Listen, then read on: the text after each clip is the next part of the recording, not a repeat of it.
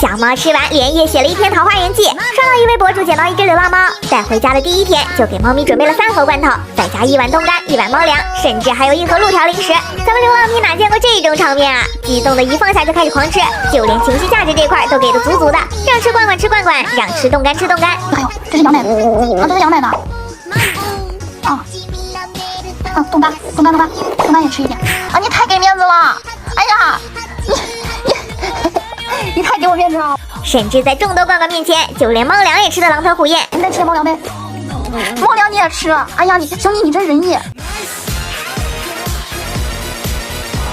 直接给孩子香迷糊了，吃不完，根本吃不完。想象一下，这就好比你在大街上走着，突然遇到了一个富豪，一手给你塞人民币，一手给你塞美元，还不停的往你兜里揣金条，完事儿还说你这人真给面子。